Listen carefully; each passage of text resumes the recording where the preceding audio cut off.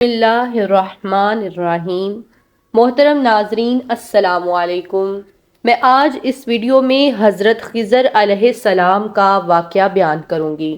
ناظرین، ویڈیو میں آگے بڑھنے سے پہلے اگر آپ نے ابھی تک اس چینل کو سبسکرائب نہیں کیا یا آپ اس چینل پر نئے ہیں تو ہمارے چینل اسلامک ٹاکس کو سبسکرائب کریں تاکہ آنے والی تمام ویڈیوز آپ تک پہنچ سکیں۔ ناظرین، ایک مرتبہ حضرت خضر علیہ السلام دریا کے کنارے بیٹھے تھے۔ اتنے میں کسی سائل نے آ کر ان سے سوال کیا کہ میں آپ سے اللہ کے واسطے سوال کرتا ہوں، مجھے عنایت فرمائیے۔ یہ سن کر حضرت خضر علیہ السلام پر بے ہوشی طاری ہو گئی۔ جب کچھ ہوش ہوا تو فرمانے لگے، بھائی، میں تو صرف اپنی جان اور مال کا مالک ہوں۔ تم نے مجھ سے اللہ کے واسطے سوال کیا ہے، لہٰذا میں اپنی جان اور ذات تمہارے حوالے کرتا ہوں۔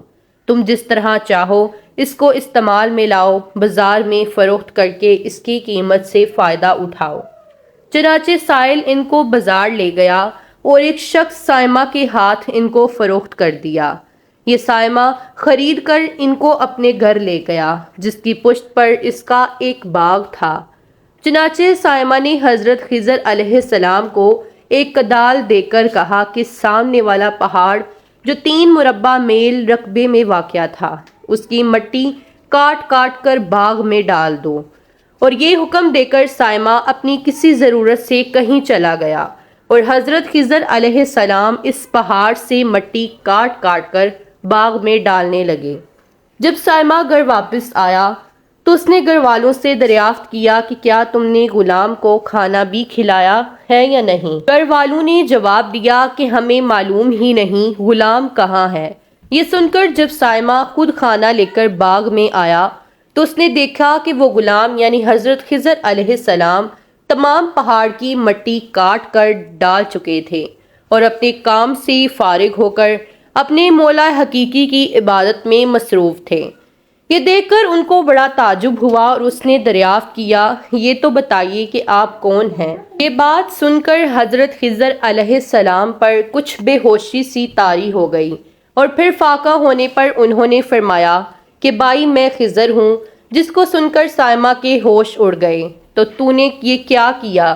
ان کو غلام بنا کر ایسے کام پر لگایا، یہ تو انتہائی گستاخی ہے۔ پھر یہ سوچنے کے بعد سائمہ نے توبہ کی اور پروردگار سے عذر خواہی کے ساتھ حضرت خضر علیہ السلام کو آزاد کر دیا اور اللہ کی بارگاہ میں عرض کیا کہ اے رب العالمین، مجھ سے اس کا مواخذہ نہ کیجیے گا کیونکہ میں ان کو جانتا نہیں تھا۔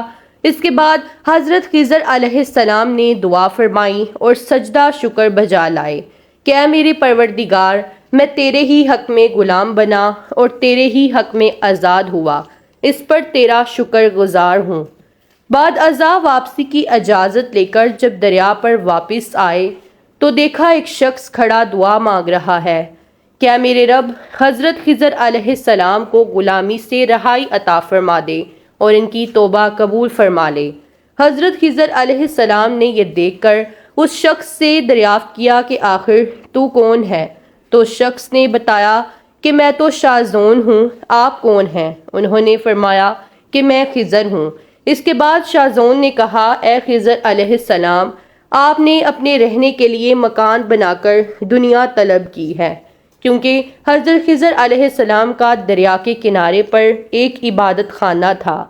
بس یہ سن کر وہ فوراً میدان میں نکل آئے اور وہیں اللہ کی عبادت میں مصروف ہو گئے۔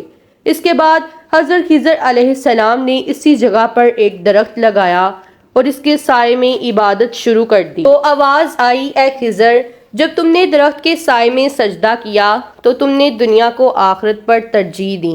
پھر فرمان ہوا، مجھے اپنی عزت اور جلال کی قسم ہے، مجھے دنیا کی محبت میں رضامندی نہیں ہے۔ اس کے بعد حضرت خضر علیہ السلام نے شازون فرشتے سے کہا کہ اے شازون، دعا کرو کہ اللہ تعالیٰ میری توبہ قبول فرمائے۔ چنانچہ شازون نے دعا کی اور اللہ نے شازون کی برکت سے حضرت خضر علیہ السلام کی توبہ کو قبول فرمایا۔ خدا کے برگزیدہ بندے اسی حالت میں رہتے ہیں جو اللہ کو منظور ہو۔ بے شک ہماری فلاح بھی اسی میں ہے کہ زندگی کے ہر موڑ پر آنے والے ہر بیچ و غم میں ہم راضی رہیں، اللہ تعالیٰ کی چاہت کو